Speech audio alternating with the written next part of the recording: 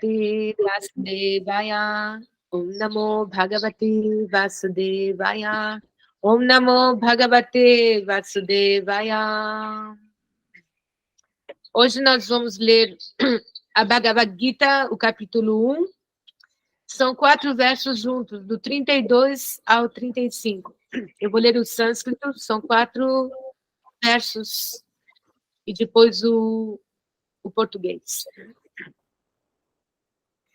Kim no rajena govinda, kim boga jivitena va, nishamarte kankshitam no rajam boga sukanicha, tai me vashtita yude pranam syadvadana cha, acharya pitara putras tateva cha pitamaha, matula swasuda putra shala sambantinas tatha, Etano hantumi chami gnatopi madhusudana api trailokya rajasya hetokim numahikrite nihatya dartarashtrana kapritisya janardana.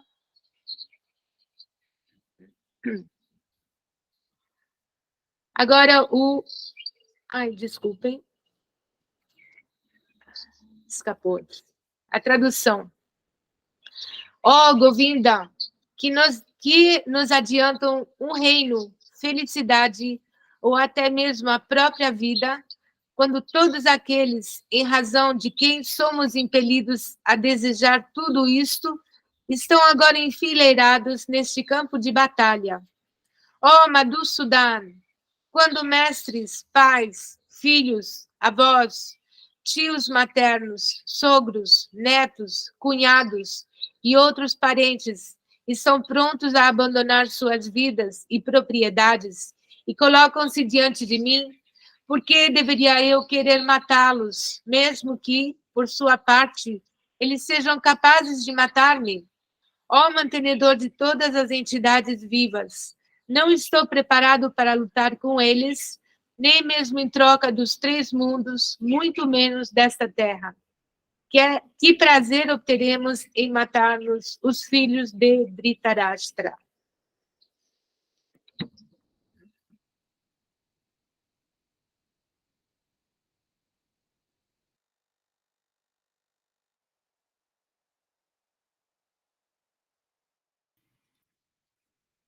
Muito bem. Eu vou entrar aqui. Agora são 7h24, então nós vamos concluir às 7h35, tá bem? Om Namo Bhagavate Vasudevaya. Om Namo Bhagavate Vasudevaya. Om Namo Bhagavate Vasudevaya. Om.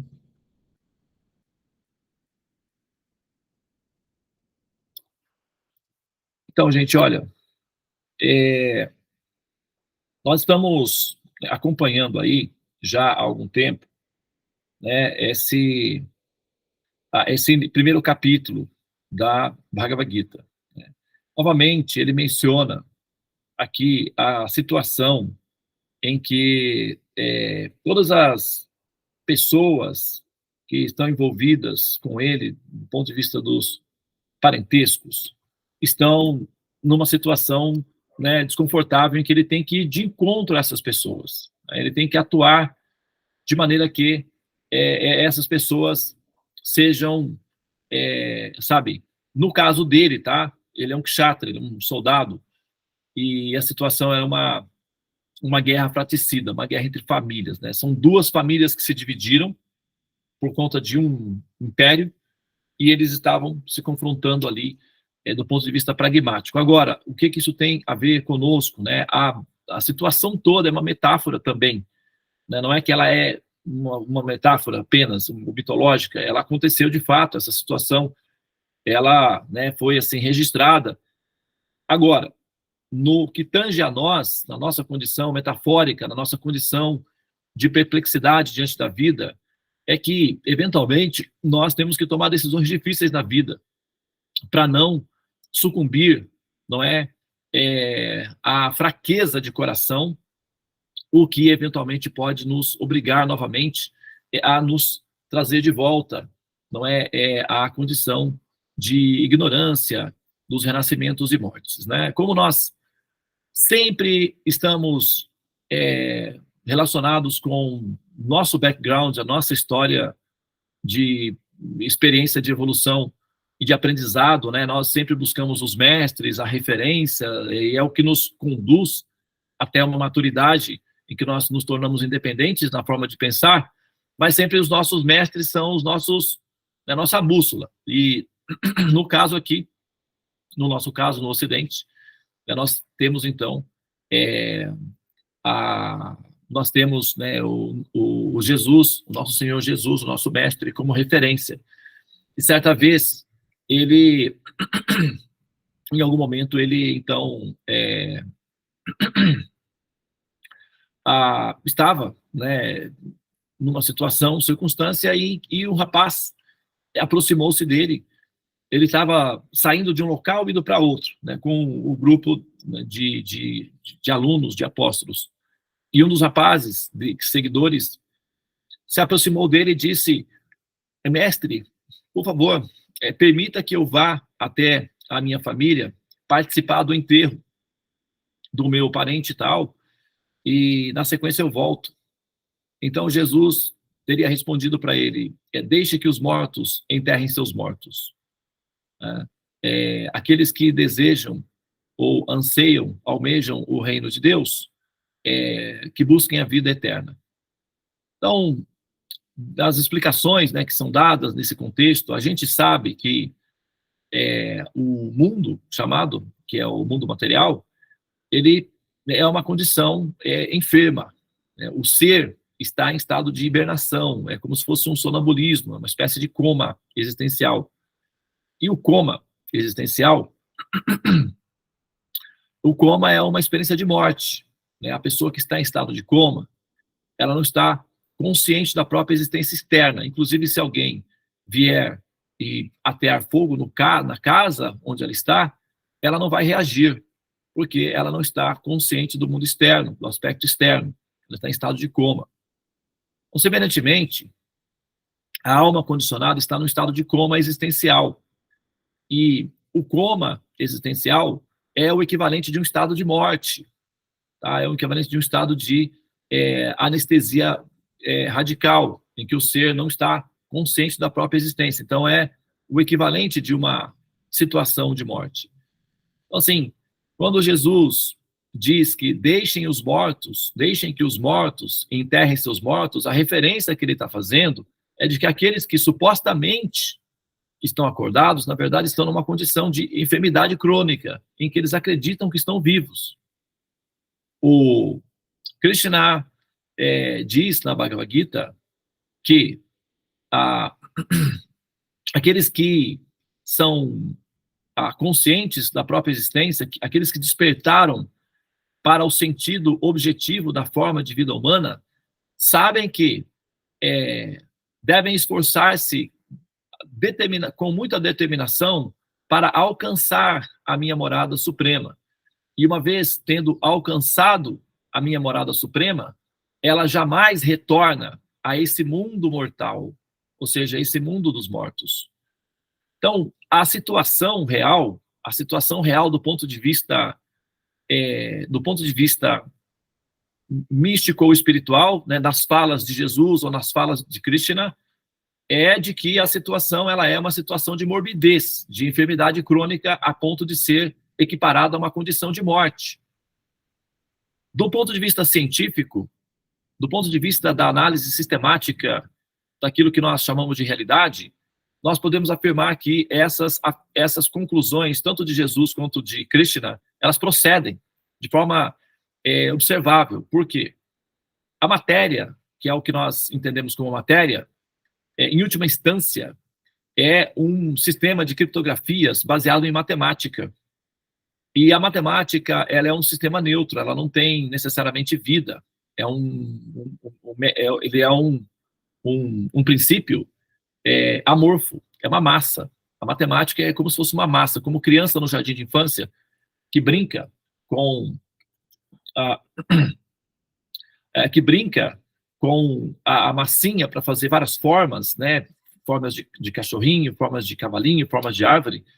No jardim de infância, as crianças brincam com massinhas para fazer forma, os artistas usam argila para fazer forma. Certa vez, foi perguntado ao Michelangelo, como que você consegue produzir formas tão perfeitas, tão lindas, tão belas? Ele teria respondido que, em realidade, a forma estava lá. O que eu fiz foi tirar o excesso da pedra. Então, a massa produz todas as formas, e a natureza retira essas formas da massa. Assim como todas as formas estão na massa e a criança retira essas formas da massa, semelhantemente, o sistema de criptografia, que é a matemática que produz todas as formas do universo, é uma massa amorfa. E todas as formas surgem a partir dessa massa amorfa. Então, num certo sentido prático, esse mundo, na verdade, ele é inerte. Ele é basicamente sem vida. Tá?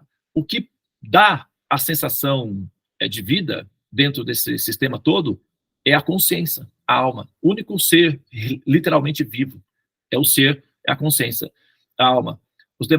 Todas as demais estruturas são meramente produções matemáticas que, desacelerada com a pressão do elemento tempo, se manifestam sob a forma das formas que nós visualizamos. O nosso cérebro, que é o nosso processador de bordo, ele é calibrado para enxergar a matemática em movimento em estado de lentidão, ou seja, ele vê em câmera lenta. Então, chama-se terceira dimensão ou tridimensão, a forma como o nosso processador está calibrado para ver o movimento da matemática, que é o sistema de criptografia de fundo. É como um computador, como um smartphone, como qualquer computador funciona assim. Ele pega ondas, transforma em matemática e produz para nós a imagem e o som. Em breve também haverá cheiros e eventualmente sabor, mas isso com o tempo. Agora, no momento, ele consegue produzir dois efeitos, som e imagem, que é tudo feito por criptografias, ondas e matemática. O universo inteiro é assim. Então, do ponto de vista científico, da análise sistemática daquilo que nós chamamos de matéria ou de realidade, é uma massa amorfa. Tá? E do ponto de vista das palavras dos mestres místicos iluminados, realizados, transcendentais, tanto nas palavras do Senhor Jesus Cristo, quanto nas palavras de Krishna, nós estamos lidando com uma situação de enfermidade. Ou crônica, estado de hibernação, um coma existencial profundo. E o que nós sabemos é que nós vamos ler na Bhagavad Gita hoje à noite que aqueles que entendem, somente aqueles que chegam ao ponto de entender que o nascimento humano é uma condição desfavorável de existência, é que realmente estão começando a dar os primeiros passos no caminho do autoconhecimento. Né?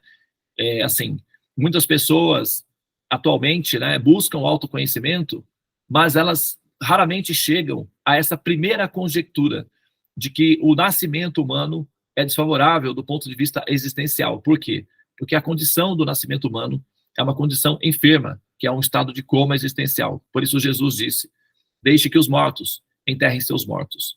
Então, nós temos que ter, né, assim, esse desejo de despertar e de sermos vivos. E claro, isso a prerrogativa não é nos tornar seres arrogantes ou indiferente à condição do sofrimento dos demais, que, inclusive, uma das características daqueles que estão despertando é justamente a compaixão por aqueles que estão adormecidos, acreditando estar acordados. Então, essa é a nossa... é o que nós entendemos aí em relação ao verso de hoje. Quando Krishna mais para frente vai dizer, Arjuna, todos eles já estão mortos. A sua resistência em despertar provocará a sua ruína pessoal, bem como a ruína de todos ligados a você. O sacerdote, o mestre espiritual, o chefe de família, né, a mãe consciente, deve ter uma determinação única, libertar aqueles que dependem dele ou dela. E para isso, eles não devem ter a fraqueza do coração de negligenciar a sua busca espiritual em função da carência afetiva daqueles que estão cercados, daqueles que o cercam. É preciso ter força, coragem, determinação, gentileza e pureza para despertar. Muito bem, obrigado pela atenção. Namastê, Hare Krishna, Krishna Krishna, Hare Hare, Hare Rama, Rama Rama, Hare Hare.